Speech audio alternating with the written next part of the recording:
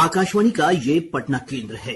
प्रस्तुत है बांका जिले की हलचल। इसे पेश कर रहे हैं हमारे संवाददाता विद्यु शेखर। बिहार लोक शिकायत निवारण अधिकार अधिनियम के प्रभावी, पारदर्शी और समयबद्ध क्रियान्वयन में बांका जिले ने जनवरी महीने में प्रथम स्थान प्राप्त कर उल्लेखनीय उपलब्धि हासिल की है। जिला लगातार 4 महीने से पहले स्थान पर रह रहा है। बिहार प्रशासनिक सुधार मिशन सोसाइटी पटना द्वारा जारी राज्य स्तरीय मूल्यांकन सूची के अनुसार बांका जिले को 100 में से 89.5 अंक प्राप्त हुए हैं। राज्य सरकार के 7 निश्चय 3 के अंतर्गत सबका सम्मान जीवन आसान के उद्देश्यों के अनुरूप प्रशासनिक व्यवस्था को अधिक सुदृढ़, संवेदनशील और जवाबदेह बनाए जाने की दिशा में जिले में प्रशासनिक अधिकारी लगातार लोगों की शिकायतों को सुन रहे हैं। इस दौरान प्राप्त शिकायतों के निष्पादन हेतु संबंधित पदाधिकारियों को आवश्यक निर्देश दिए जा रहे हैं। सामाजिक न्याय एवं अधिकारिता विभाग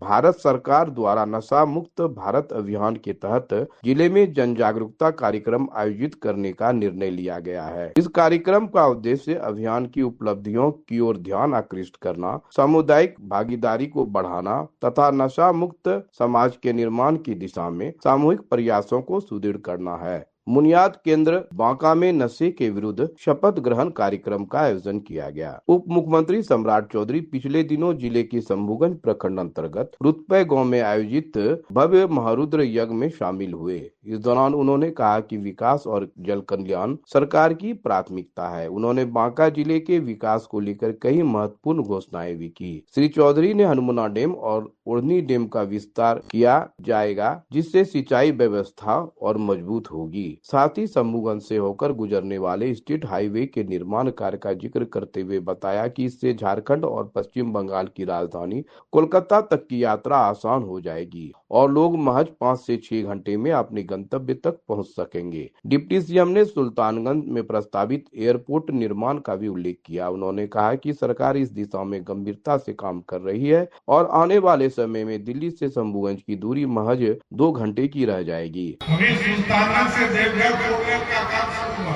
और आगे इसी शंभुगंज से कलकत्ता जाना रात भर ट्रेन पकड़ कर जाना पड़ता है। अब ऐसी व्यवस्था खड़ा कर रहे हैं, यहाँ से 5 से 6 घंटे में लोग एक्सप्रेसवे से कलकत्ता पहुँच जाएगा। बांका के अमरपुर बाईपास निर्माण कार्य में आ रही बाधाओं को दूर करने के उद्देश्य से पिछले दिनों प्रशासनिक टीम ने प्रस्तावित मार्ग का स्थलीय निरीक्षण किया। एडीएम अजीत कुमार के नेतृत्व में 5 सदस्यीय टीम ने चपरी मोड़ और दिग्गी पोखर क्षेत्र का जायजा लिया। निरीक्षण के दौरान दिग्गी पोखर के समीप पूर्ण रूप से अतिक्रमण मुक्त नहीं कराए जाने पर एडीएम ने नाराजगी जताई और संबंधित अधिकारियों को अविलंब अतिक्रमण हटाने का निर्देश दिया। साथ ही पवई, सिहुड़ी सहित अन्य मौजा की रैयती, आवासीय एवं कृषि भूमि के अधिग्रहण की स्थिति की विस्तृत समीक्षा की गई। बांका शहर में खुलेआम मांस मछली की बिक्री के खिलाफ कार्रवाई शुरू कर दी गई है। नगर परिषद की ओर से 1 दर्जन से अधिक दुकानदारों को नोटिस जारी किया गया है। इस पर बिना लाइसेंस निर्धारित स्थान के बाहर अवैध रूप से दुकान संचालित करने का आरोप है। नगर परिषद के कार्यपालक पदाधिकारी सुमित्रा नंदन ने बताया कि संबंधित दुकानदारों को तत्काल प्रभाव से दुकान हटाने का निर्देश दिया गया है। उन्होंने कहा कि रविवार से शहर में माइकिंग कर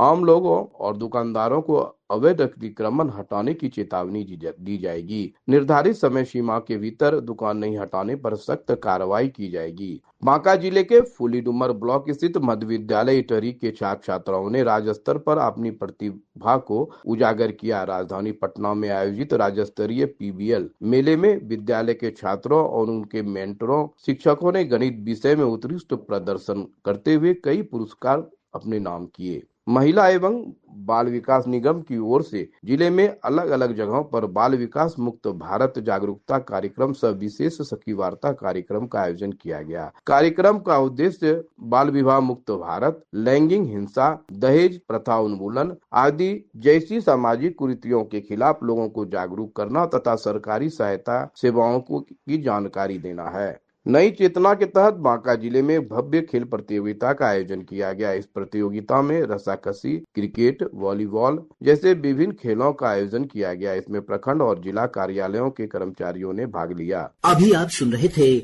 बांका जिले की हलचल। इसे पेश कर रहे थे हमारे संवाददाता विधु शेखर।